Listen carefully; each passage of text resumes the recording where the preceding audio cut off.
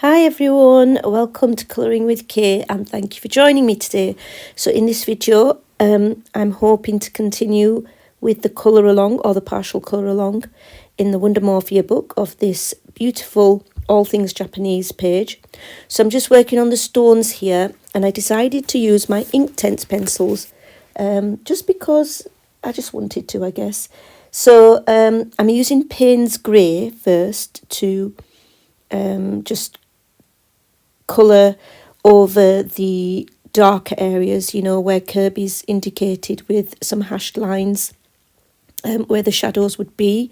And then I am putting Peacock blue around it as the next colour. And then finally I will add some iron blue following that. So those are the three colours I use: Payne's Grey 2110, Peacock Blue 0820 and Iron Blue 0840. And then I just use a water brush to dissolve the pigment. So you can just see there I am adding the iron blue. So I wanted sort of bluey grey colours on the stones to I guess match the sky a little bit as well. There's blues in the picture, so I wanted it to be quite intense colours on this page, as you can probably already tell from the colours that I used in part 1. So here I am just using my Derwent push button water brush. I think it's the fine. I prefer to use the fine one for my needs. So yeah, dissolving really nicely. It does certainly help that the paper is of a decent quality in the book and is single-sided. So I might have to do one more part, I think, because remember I'm going to do the main parts of the page and then leave it there. So I'll probably do a part 3 as well. So you can see I'm not doing nothing here. I think basically what happened is while I was filming this, I think there was a knock at the door, so I forgot to press pause and then went off. But yeah, I'm back again and I'm continuing. So I did go over some of the green foliage between the rocks, unfortunately, but once I put pencil on it, it should be fine. So basically I've done the rest of it off camera there, as you can see, and now I'm using some beautiful watercolours that I purchased from Amazon Japan. They're called Graphite colours and they're in the Gansai Tambi line of paints, which, you know, you've got gem colours and pearl colours. So this was the Graphite colours. So I used the Graphite blue just to darken up the shadow bits, because for my liking it wasn't dark enough and I just wanted to add a bit more definition and depth to the stones. So I thought putting in a bit of the Graphite watercolour would do the job, and I think it did. I think it worked quite well. So that was the number 260 Graphite blue that I used. I did try to check if these paints were available on Amazon UK, but they don't appear to be. I found them on Amazon Japan and I'm glad I purchased them. It pays, well, not pays, but it makes sense to buy a few things if you're going to have an order from Amazon Japan. So yeah, I'm just using my fine Pro Art 2/0 sized round watercolour brush, which is the one that is my go-to brush to use for majority of the work that I do with watercolour in my colouring books. But yeah, I think it looks significantly better with the darker paint to add more depth. I think the more contrast you can get, the better the picture looks.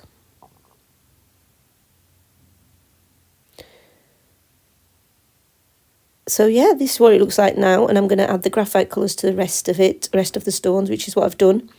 Now I'm going to work on the area behind the blossom tree. So I decided to do this in Inktense as well. So I used ink black to start with in the corner or the edges. So I used ink black 2200, dark purple 0750, deep violet 0760, violet 0800 and iron blue 0840. So I used iron blue again, excuse me, I used iron blue again as my final lightest colour because that's the colour I used on the stones, and then when those two parts of the picture meet, it'll be merging in well. I hope that makes sense. So yeah, you can just do excuse me, I don't know why I have this issue after, well, whenever I start filming really. Croaky throat. So yeah, the iron blue is the colour that I used on the stone, well, should I say the mountain, the rocks, not the stone, I don't know. But anyway, the rocks, or the mountains. So I was going to use it as my final colour so that it would blend in nicely once I get to the edge of the mountains and the rocks. But yeah, when you use Inktense, it's quite easy to just, you know, you can just lay down the pencil any way you like, basically, because you're going to dissolve it anyway, the pigment.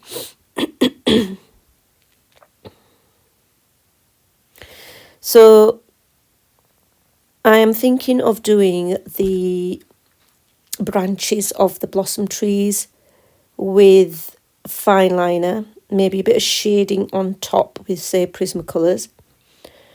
And then the blossoms themselves, I'm thinking of doing it in the Sakura Jelly Roll Glaze pink colours, 2 shades of pink. Excuse me. So yeah, there you can see I'm adding the rest of the colours. So I will link all the materials and the colours I've used in the description below, should you wish to colour along, because honestly that would be so amazing if you did, because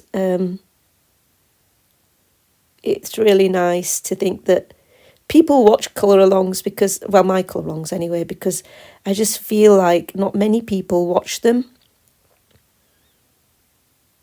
And they do require, I would say for me anyway, colour alongs require the most effort compared to any other video that I do, I would say. So yeah,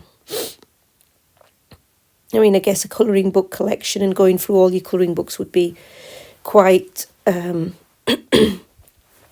know, a high effort video as well, but I find colour alongs quite a lot of time and effort is required for them. But doing it like this as a voiceover isn't as bad. So now I'm just activating with my water brush. So while I'm activating with my water brush, I'll just quickly talk about the books that I've just recently bought.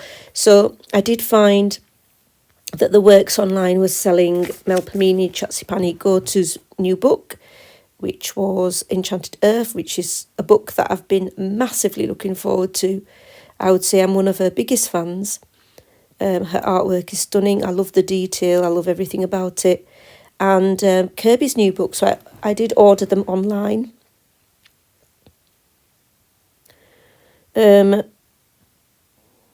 So yeah, I've done the other side there, as you can see, going back to the picture. So I've done the other side in the purples. So if you look, I have been using similar colours to the colours that have already been used on the page, just to, you know, hold everything together so it all fits together nicely and there's not too many colours.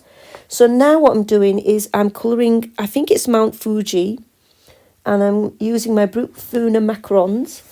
So I'm using Wisteria B1430, Forget Me Not Blue B1326, Porcelain Blue B1321, Spring Bouquet B0168, and Horizon Blue, which is B1312. So I just wanted it to have the Mount Fuji to have a little sort of a hint of beautiful light lilacs and pale blues, just to give it a cooler appearance, I guess. And then I wanted a little bit of snow on the top as well, so I do use some paints in the next clip, as you will see. But yeah, I really love how the Brutfuner Macarons work. I highly recommend those pencils. They're gorgeous. They are really nice to use. Lovely pastel colours. They just remind me of my Holbeins, really, but significantly cheaper. So yeah, I'm glad that this picture's taking form now. I cannot wait to get my Kerby book, which hasn't arrived at this stage yet, because I didn't do next day delivery for that. So I'm still waiting for that. Can't wait for it to arrive though.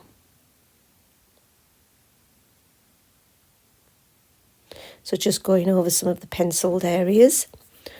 I think that's the Wisteria, the darkest purple that I used at the bottom. And then we've got Spring Bouquet and just very light turquoise, which I am putting near the top.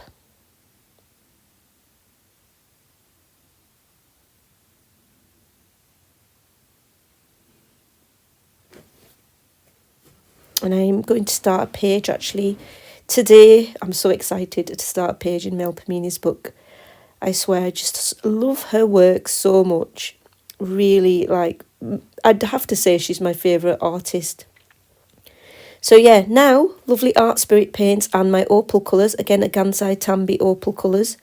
So I'm using the pale blue in the opal colours, and I'm just putting that in the shadowy areas, you know, where Kerby's indicated the shadows or the hash lines. I want it to be, rather than the darker bit, I want it to be the highlighted or lighter bits. So I'm just going over with my opal iridescent watercolour paints on those areas, just going over the lines, I guess, on the mountain or the volcano. It's a volcano, I think.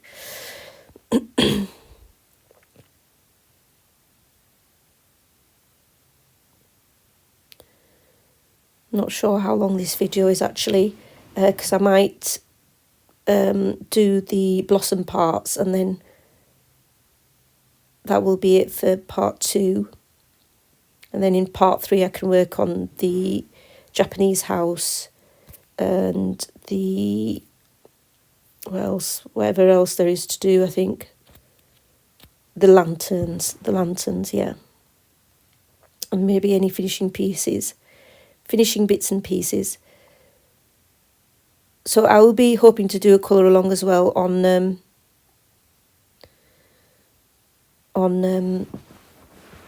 in the Mel Pamini new book as well. So now I'm adding the White Rabbit paint from the Art Spirits, just putting that on the top parts of the Mount Fuji there, just to give it an appearance of snow right at the tip. I might still use white gel pen, you know, in my finishing touches to go over the lines on the volcano. So now I'm doing the water, so I'm using my Ohuhu Pastel B1430 Frost Blue that I used for the sky. So I'm using that to base the water, because I actually quite like using, now I've decided that I'm going to use alcohol marker, let it dry, and then on top of it I'm going to use watercolour paints, which is what I do here. I mean, for the sky, in part 1 you saw that I used the alcohol marker base, and then on top of it I use watercolour pencil. Well, here I'm going to use my Art Spirits Ocean paints, because there's some gorgeous blues and pale blues in that set. So there they are, the Ocean set of paints from the Art Spirits on Etsy. So I just use my trusted 2-0 round brush again, and I'm just putting on my watercolour on top of the alcohol marker. It's just a new way that I've just figured out, well, not figured out, but decided to use, I guess.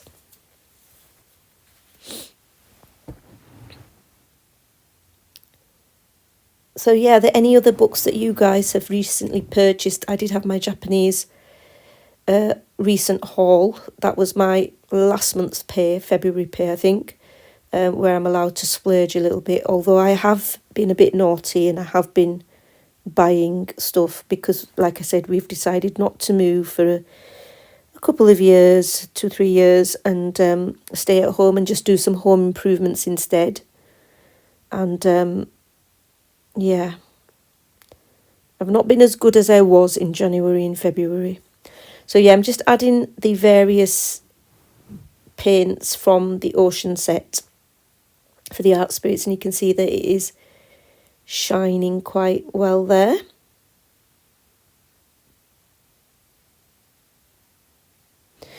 I think I'm going to also choose my, it's only the, what day is it today, 20th of March, but I'm going to start picking out the books I want to colour for April. I will be quite busy in May and June and July actually, because it's exam season, so I'm not going to be able to get too much done in those months. So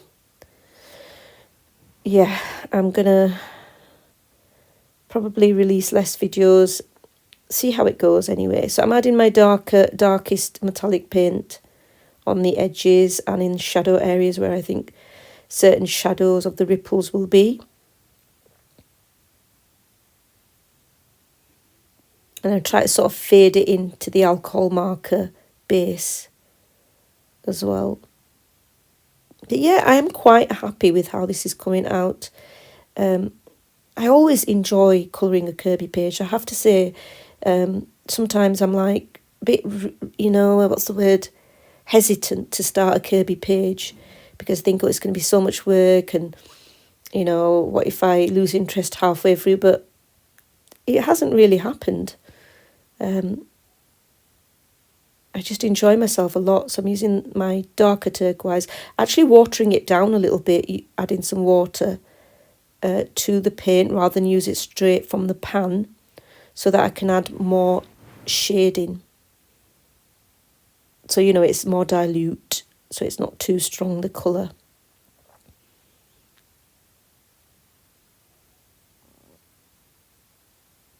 So yeah, that's pretty much it for the water. I think I'm going to work on the tree now. I think I'm going to use fine liner and some glaze pen for that, and then we'll sort of leave it there after that.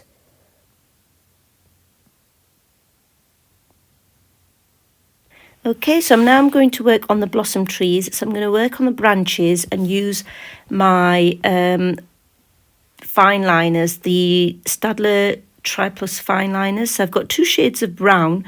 I mainly actually use the lighter brown colour rather than the darker brown. I did use the darker brown for some areas, but yeah, it mainly used the light brown shade. So I wasn't sure how to colour the buds. I think I coloured some of them brown to show that they haven't opened up to allow the flowers to come out yet, but I'm not sure if I should have done them in brown, but I did anyway, as you can see. And I left some to colour in with my glaze pen. So for the actual blossoms, I do use 2 shades of pink glaze pens. So these are Sakura Jelly Roll glaze pens that I'll use. And I'm using 2 different shades just to give a little bit of contrast, just a little bit more interest. And I wanted to use glaze pens because they are so shiny, so I wanted them to have, that sort of a look on the paper, that sort of a texture. Because I thought it would stand out really well, and then I think also it would go really well with the sort of pink magenta clouds that I've done, near the koi fish. So that's my light glazed pen that you can see that I'm using. And then I use a slightly darker pink as well. But yeah, I do like to use the glazed pens. I think they're probably one of my favourite Sakura jelly rolls to use. I have to say, do use your gel pens, because I had all the Sakura jelly rolls from years back, and some of my metallics have actually stopped working now. So yeah, use them, or they do clog up. I'm not that sure how to revive them. I have sort of tried to shake them and things, but if you know how to revive old sort of metallic gel pens, do let me know in the comments below. That would be really helpful. So yeah, this is a darker colour that you can see, the darker glaze pen, and so I do the rest, and that's it. So I'm going to leave it here for the end of part 2, and in part 3 we'll work on the rest of the picture, hopefully. So until next time, take care. Bye everyone.